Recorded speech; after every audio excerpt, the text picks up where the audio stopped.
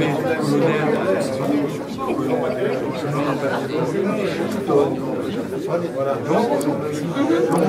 vous plaît, un peu de silence. Avec un côté bruyant, c'est normal pour un temps. avec un côté Plus fort. Avec un côté recueillement, parce que vous verrez ce qui se passe sur ces photos, c'est absolument horrible. Donc nous avons le plaisir, vraiment un très grand plaisir d'accueillir Monsieur le Consul Général d'Allemagne, qui nous a fait l'honneur de cette visite. Nous avons le consulat de Russie qui est également représenté, et nous avons des élus qui sont venus avec nous. Donc, moins on en dit, mieux c'est. Je vous ai exprimé toute mon horreur à travers le petit laïus que j'ai fait sur cette plaquette. J'ai le plaisir de demander au consulat général et à Helmut d'abord de prendre la suite. Voilà. Très bien, on vous applaudit quand même.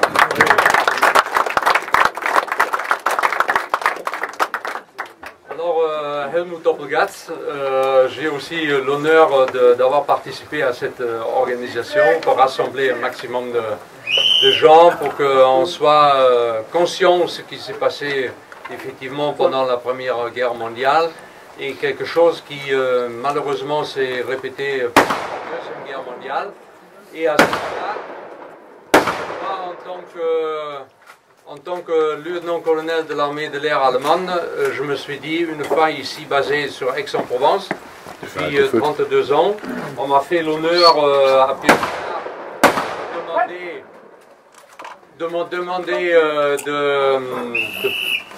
de devenir membre des anciens combattants de Picard. Et ça m'a touché vraiment au cœur, parce que c'est là que je me suis dit, sur le chemin de la réconciliation, parce que je veux dire, moi étant de l'armée allemande, je me suis épousé, j'ai épousé une jeune fille de Picard, et à ce moment-là, bien entendu, j'ai eu, disons, je me suis marié en uniforme allemande à l'église de Picard, et à ce moment-là, il y avait, bien entendu, à côté de l'église, une haie d'honneur de 10 officiers en uniforme, 10 officiers allemands. Et monsieur le maire adjoint de Picard, monsieur Davin, malheureusement qui n'est plus parmi nous, je l'ai retrouvé effectivement après au sein de l'association des anciens combattants. Et il nous a mariés avec, comme on dit en bon français, avec un speech européen. Hein.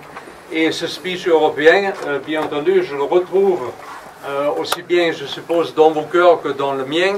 Et je laisse maintenant la parole à notre consul général d'Allemagne.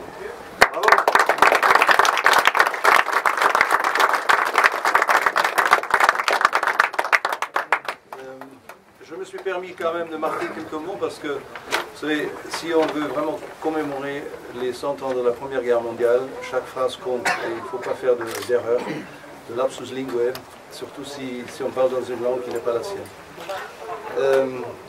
Messieurs les députés, messieurs les élus, le conseiller régional, ici le conseiller général, ici, monsieur le président surtout, mesdames et messieurs, je vous remercie en tant que consul général d'Allemagne de m'avoir invité de partager avec vous un moment lors de la journée de commémoration 1914-2014, hommage à nos anciens. Le début de la Grande Guerre, la disparition du fragile équilibre des puissances européennes à l'été 1914, est un exemple accablant de la défaillance des élites, des militaires et des diplomates. La mission de la diplomatie aurait été de réfléchir, de favoriser le dialogue, de sous-peser les alternatives et de sonder les compromis. Certes, les instruments manquaient pour cela en partie, mais surtout la volonté de le faire. Surtout la Première Guerre mondiale a été une tragédie pour la France, pour l'Allemagne et pour toute l'Europe. La tragédie originelle du XXe siècle. Près de 10 millions de morts, 20 millions de blessés. Des individus déboussolés, des familles éprouvées, des sociétés déstabilisées, des États fragilisés, voire démembrés. À l'heure du centenaire, la Grande Guerre fait l'objet de nombreuses commémorations et publications dans plusieurs pays, dont l'Allemagne et de la France. Et vous, les membres des diverses associations, êtes un exemple vivant de ce souvenir. Aucun autre pays n'a autant souffert des conséquences de la Première Guerre mondiale que la France. Mesurée à la population entière à cette époque, la France a subi la perte de 1,4 million de soldats morts au combat et de 200 à 300 000 civils. Elle a payé le plus lourd tribut en pertes humaines et tous les autres pays impliqués réunis. Une grande partie des combats ont été livrés sur son territoire et les séquelles sont encore visibles aujourd'hui. Se retourner vers le passé est utile pour mieux comprendre les événements, voire en tirer les enseignements. Pour prolonger aussi le travail de mémoire engagé depuis un siècle, avec des différences selon les pays, et enfin pour replacer la Grande Guerre dans le cheminement qui a transformé les anciens belligérants en bâtisseurs d'une Europe de la paix. Le centenaire de la Grande Guerre fournit aussi l'occasion de réfléchir sur le présent, et ce, par-delà les frontières. Le souvenir de la Grande Guerre est notre héritage commun. Hier, j'ai fêté à Marseille la journée de la réunification allemande, notre fête nationale, où nous nous sommes aussi souvenus de la chute du mur de Berlin, le 9 novembre 1989, il y a de cela 25 ans. Pour voir aujourd'hui, Allemands et Français, se souvenir ensemble, montre à quel point les deux peuples ont su se réconcilier. Le ministre allemand des Affaires étrangères, M. Frank-Walter Steinmeier, a eu l'occasion hier de se rencontrer une fois de plus avec son homologue français, Laurent Fabius.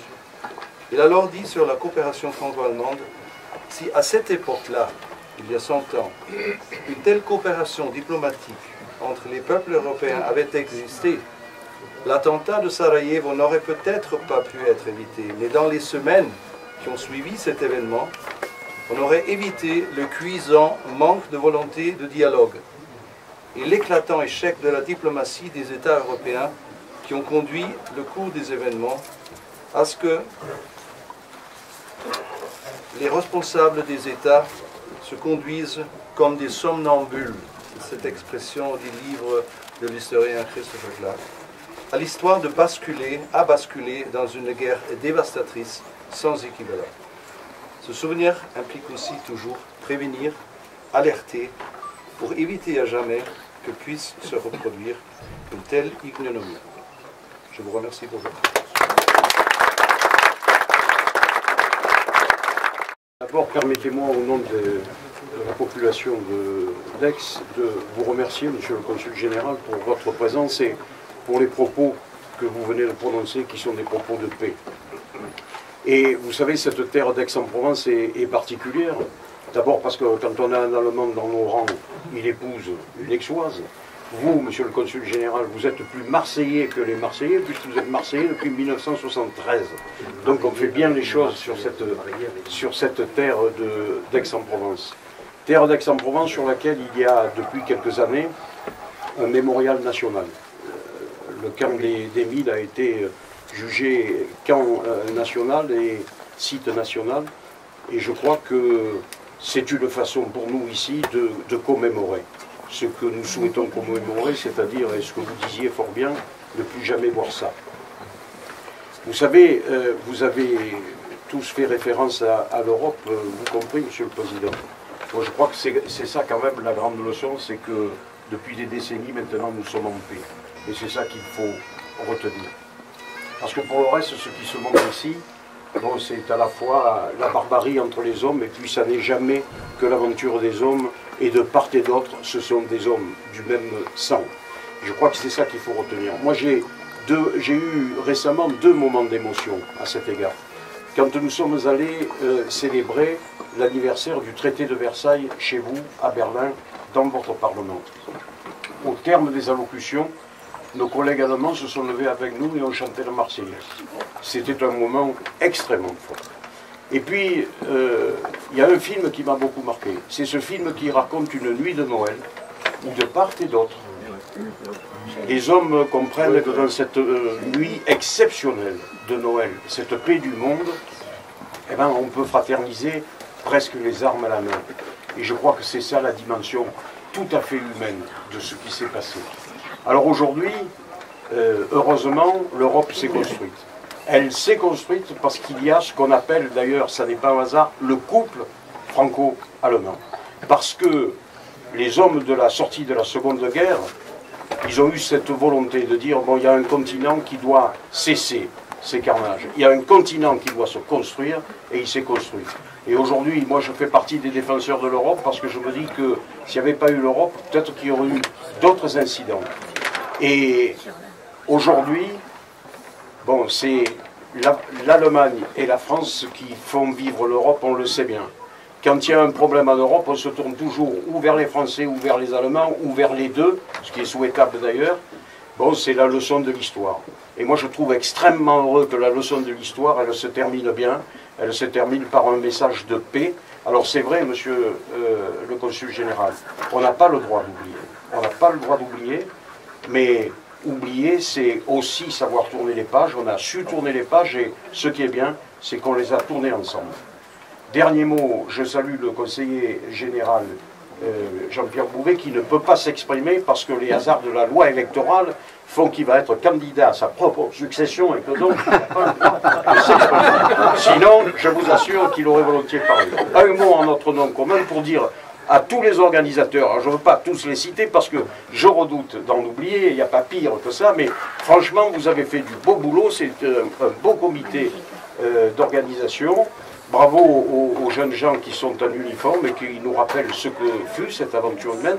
Je me permets également de remercier la conteuse parce que j'ai trouvé, madame, que tout à l'heure, vous avez su faire passer la juste émotion de ces lettres d'hommes humbles qui racontent une histoire qui, à ce moment-là, est une histoire tragique.